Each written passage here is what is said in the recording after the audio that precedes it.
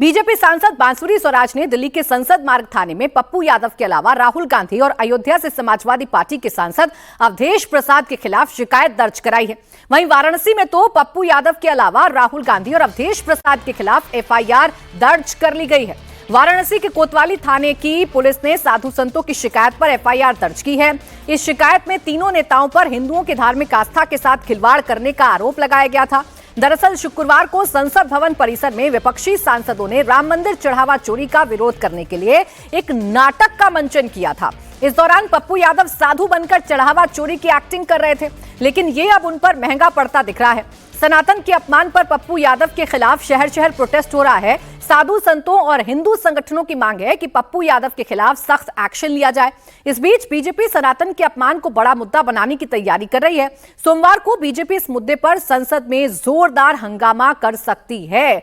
तो ये तस्वीर जो आप इस वक्त अपने टेलीविजन स्क्रीन पर देख रहे हैं, ये तस्वीर राहुल गांधी के लिए, पप्पू यादव के लिए, अवधेश प्रसाद के लिए बड़ी भारी पड़ने वाली है। पप्पू यादव, राहुल गांधी और अवधेश प्रसाद के खिलाफ नई दिल्ली के संसद मार्ग थाने में शिकायत दर्ज की गई है, लेकिन वाराणसी में उनके खिलाफ एफआईआर दर्ज हो चुकी है। वाराणसी पुलिस ने एफआईआर में 4 धाराएं लगाई हैं। एफआईआर में जो धाराएं लगाई गई हैं उनमें बीएनएस की धारा 196, 299, 302 और 3-5 शामिल है। बीएनएस की धारा 196 धर्म के आधार पर लोगों के बीच वैमनस्य पैदा करने से जुड़ी है, जबकि धारा 299 का संबंध विद्वेषपूर्ण कार्य के जरिए किसी की धार्मिक भावनाओं को ठेस पहुंचाने से है। इसी तरह बीएनएस की धारा में किसी की धार्मिक भावनाओं को ठेस पहुंचाने का प्रावधान है। बांसुरी स्वराज ने कहा है कि संसद भवन परिसर में ड्रामा कर सनातन संस्कृति का अपमान किया गया है। सांसद पप्पू यादव जी, अवधेश प्रसाद जी और नेता प्रतिपक्ष राहुल गांधी जी ने जो स्वांग रचा है संसद के परिसर में, वो विरोध नहीं है, वो प्रोटेस्ट नहीं है, वो सनातन संस्कृति का उपहास है, वो संत समाज का परिहास है और वो भारत की परंपराओं पर अट्टहास है। और इसीलिए हम आज एफआईआर की मांग दर्ज करने की मांग लेकर यहाँ पर पुलिस थाने आए हैं और हमने शीघ्र अतिशीघ्र इस मामले की जांच की रिक्वेस्ट भी करी है। देखिए, लोकतंत्र में प्रोटेस्ट करना आपका अधिकार है, लेकिन किसी भी वर्ग की इस प्रकार आस्था पर आघात करना ये आपके अधिकार क्षेत्र में नहीं है। शुक्रवार को संसद की कार्यवाही शुरू होने से पहले विपक्षी सांसदों ने चढ़ावा चोरी का विरोध किया था।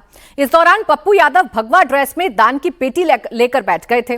राहुल गांधी समेत कई सांसदों ने दान की पेटी में चंदा चढ़ाया और पप्पू यादव इसे डोनेशन बॉक्स की जगह अपनी पॉकेट में रखते गए।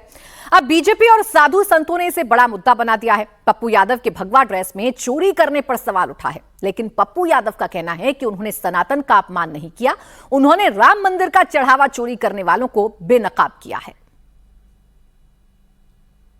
मतलब सनातन और मंदिर के सारे पैसे को लुटेरे को उजागर करना और उसके खिलाफ लड़ना गलत है।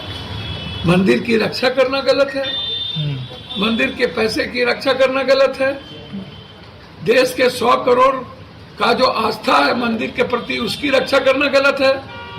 हनुमान जी को नचाना सही है, गुड्डी में राम को उड़ाना सही है। तो प्रधानमंत्री जी मुंह नहीं खोल रहे हैं उसके खिलाफ लड़ने की, और लड़ेंगे। जितना भी विरोध और गोली खाना पड़ेगा खाएंगे। जितना भी बीजेपी के लोगों को जहां जाके सना देना हो दो, हमें उसकी कोई चिंता नहीं। वहीं अयोध्या से समाजवादी पार्टी के सांसद अवधेश प्रसाद ने कहा कि अयोध्या में करोड़ों लोगों की धार्मिक भावनाओं के साथ डकैती हुई है। अब इसका खुलासा होने पर बीजेपी बौखलाई हुई है, इसीलिए विपक्षी नेताओं के खिलाफ एफआईआर दर्ज करवाई जा रही है। 2 महीना हो रहा है, लेकिन ये सरकार इनको बचा रही है। कितना भी सरकार बचावे, लेकिन बच नहीं पाएंगे। तुलसीदास जी ने लिखा है, जब जब होए धर्म की हानि, बाढ़े असुर अधम अभिमानी। तब तब कोई न कोई शक्ति का उदय होता है और ऐसे लोगों को सर्वनाश करता है। तो यहाँ तो प्रभु श्री राम खुद विद्यमान है, शक्ति है। और यदा यदा ही धर्मस्य ग्लानिर्भवति भारत, जब जब धर्म की हानि होती है तब तब कोई न कोई शक्ति का अवतार होता है। तो ये तो धर्म की हानि हुई है, धर्म की हानि हुई। और धर्म की हानि करने वाले कौन लोग हैं? ये बीजेपी के लोग हैं, या आरएसएस के लोग हैं। तो जब ये मामला आज देश के करोड़ों लोगों के जमान पे है, भले सरकार माफ कर दे, लेकिन ये भगवान इनको माफ नहीं कर दे, इसलिए इनके ऊपर छटपटाहट है। छटपटाहट है, इसका कोई मतलब नहीं।